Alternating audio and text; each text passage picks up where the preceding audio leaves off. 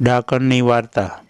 ઘણા વર્ષો પહેલાં વીરેન્દ્ર નામનો એક ખૂબ બહાદુર અને હોશિયાર છોકરો ધર્મનાથ નામના ગુરુને ઘેર રહીને ભણતો હતો। વીરેન્દ્ર ગુરુજીનો માનીતો શિષ્ય હતો। વીરેન્દ્રનું ભણવાનું પૂરું થયું ત્યારે તેણે પોતાના ગુરુને કહ્યું, ગુરુજી, તમે મને તમારી બધી જ વિદ્યા આપી દીધી છે। હું પણ ગુરુ દક્ષિણા સ્વરૂપે તમને કંઈક આપવા ઈચ્છું છું। ગુરુજી સ્મિત કરતા બોલ્યા, ભગવાન તારું ભલું કરે દીકરા, મારી પાસે બધું જ છે, પરંતુ એક જ્ઞાનનું મોટું પુસ્તક પર્વતની ટોચે રહેતી એક ડાકણ પાસે છે। એ પુસ્તક વગર અમે ઘણા બધા ગુરુઓ શિષ્યોને પૂરું જ્ઞાન આપી શકતા નથી। બેટા, એ ડાકણ બહુ શક્તિશાળી છે। તેને જમીનમાં દાટી દેવામાં આવે તો જ એ ડાકણનો નાશ થાય। વળી ત્યાં પહોંચવું પણ ઘણું અઘરું છે। તું યુવાન અને બહાદુર છે, તું મને એ જ્ઞાનકોશ લાવી આપીશ? વીરેન્દ્ર પોતાના ગુરુ માટે જાન પણ કુરબાન કરવા તૈયાર હતો। તે તરત જ તૈયાર થઈ ગયો। ગુરુજીએ તેના હાથમાં 3 કાંકરા આપતા કહ્યું, તું ખૂબ મુશ્કેલીમાં હોય ત્યારે જ આ વાપરજે। વીરેન્દ્ર ઘણી મહેનતે પર્વતની ટોચ ઉપર પહોંચ્યો। રાત પડી ગઈ હતી। તેણે ડાકણના મહેલમાં નજર નાખી। જ્ઞાનકોશ તેની નજર સામે જ પડ્યો હતો। તેમાં દુનિયાભરનું જ્ઞાન હતું। ડાકણ બાજુના ઓરડામાં ઊંઘતી હતી। વીરેન્દ્રએ એ મોટું પુસ્તક હાથમાં લઈને તેના ઉપર એક કાંકરો મૂક્યો। તેણે મનોમન ગુરુજીને યાદ કરીને કહ્યું કે આ પુસ્તક દિવાસળીના બાકસ જેટલું નાનું થઈ જાય। ખરેખર તરત જ પુસ્તક નાનું થઈ ગયું। વીરેન્દ્રએ એ પુસ્તક પોતાના ખિસ્સામાં મૂકી દીધું। એ વખતે જ ડાકણ ઊંઘમાંથી જાગી ગઈ। તેણે વીરેન્દ્રને ગળેથી પકડીને કહ્યું, ઘણે વખતે માનવ શરીર મારા હાથમાં આવ્યું છે, હું તને ખાઈ જઈશ। વીરેન્દ્ર હોશિયાર હતો। તેની પાસે ગુરુજીએ આપેલા 2 જાદુઈ કાંકરા પડ્યા હતા।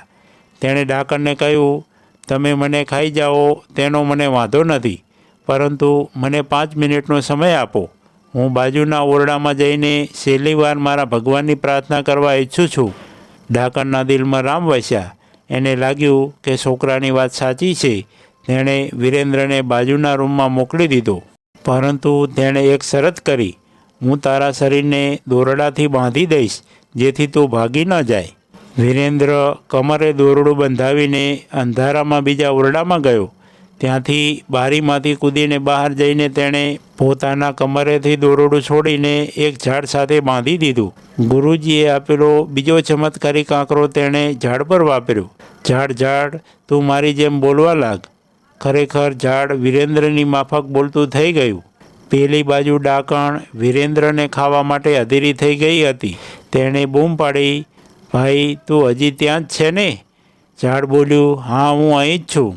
વીરેન્દ્ર તો ગુરુજીના ઘર તરફ દોડવા માંડ્યો। તે લગભગ અડધે રસ્તે પહોંચી ગયો। ત્યાં સુધીમાં ડાકણ 2-3 વખત વીરેન્દ્રના નામની બૂમ પાડી। દર વખતે ઝાડે વીરેન્દ્રના અવાજમાં જવાબ આપ્યો। ઘણો સમય થયો એટલે ડાકણને શંકા ગઈ। તેણે દોરડું ખેંચ્યું તો પોતે જ પડી ગઈ। વીરેન્દ્ર પોતાને ઉલ્લુ બનાવીને ભાગી ગયો છે તે ડાકણને સમજાઈ ગયું। તે વીરેન્દ્રને પકડવા દોડી।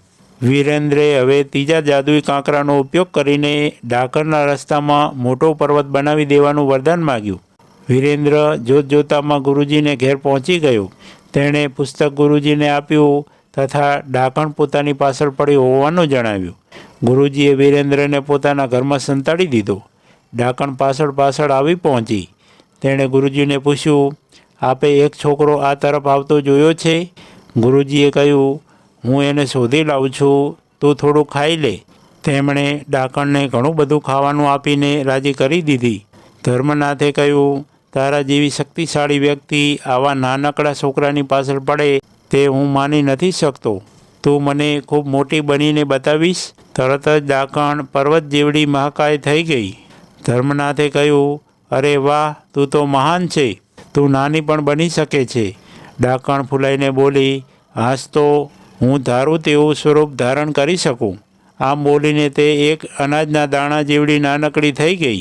ધર્મનાથે એક ખાડો તૈયાર જ રાખ્યો હતો।